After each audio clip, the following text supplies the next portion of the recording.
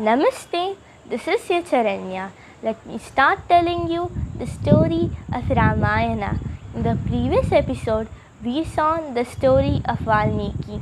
In this episode, let us see about Ayodhya and the birth of the princess. Let's begin. The kingdom of Kosala lay to the north of Ganga. Its capital was the beautiful city of Ayodhya. Ayodhya was built on the banks of river Sarayu. It was built by the famous ruler of the Solar dynasty, Manu. The land was rich and fertile. The roads were broad and even. There were lovely gardens with sweet smelling, fragrant flowers and trees. The gardens resounded to the music of mridangam and veena. People were proficient in dance and music. Women were good and virtuous. Men were hardworking and had a great belief in God. The children were obedient. In Ayodhya, there were many beautiful buildings. Everywhere there was peace and contentment. King Dasaratha ruled the kingdom from the capital city of Ayodhya. He had fought on the Devas side and his fame spread the three worlds. He was equal to that of Indra and Kubera. He had a mighty army that protected the land from any enemy, and no enemy dared to come near. The king sought assistance by his 8 wise ministers in his administration. The king ruled the kingdom wisely and justly. He sought help in the matters of dharma from great sages like Vasishtha and Vamadeva, who also performed sacrifices and rituals.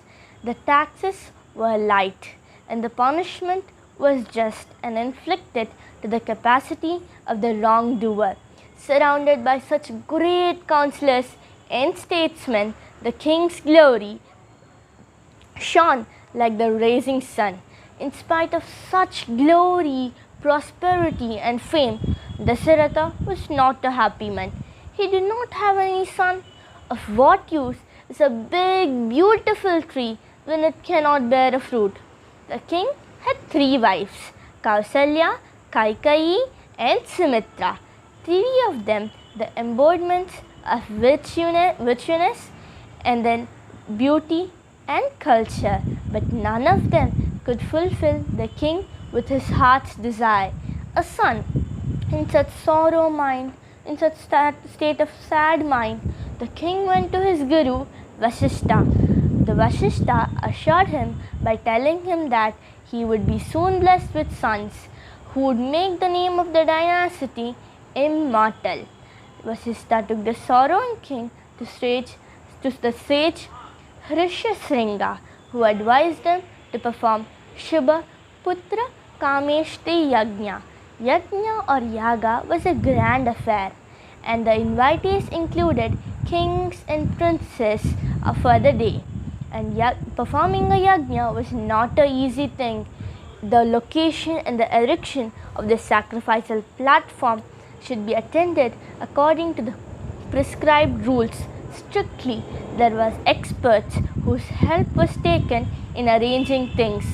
A camp city had to be built, and which was able to accommodate tens of thousands and provide hospitality and entertainment to the invitees, who include kings and princes and sages of that land. The city had an air of festivity about it. On the other hand, at that time, Mother Earth was in the grip of terrible fear. A wicked king called Ravana was terrorizing the earth.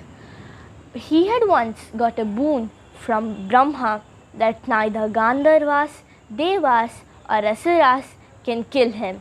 So he became to smug in his mighty power and strength, and he spread his wickedness and evilness in the earth. Fearfully, the Devas approached Brahma. Brahma knew that he had granted Ravana a boon that was prayed by him, that he should become invulnerable, invincible against the Devas, Asuras and Gandharvas and other such beings. But in his arrogance, the King Ravana forgot to ask security against mankind. Brahma knew this and reminded it to the Devas. The Devas rejoiced and rushed to Vishnu. Vishnu promised them to be born as the 4 sons of King Dasaratha. Now let us see what happened in the yaga or yajna Dasaratha was performing. As ghee was poured into the fire, flames shot up to meet it. Out of the flames came a majestic being. He called King Dasaratha by his name and said that this is the divine Paisam. The Devas have answered your prayers. They are pleased with you. You will be blessed with sons if your wives drink this divine Paisam.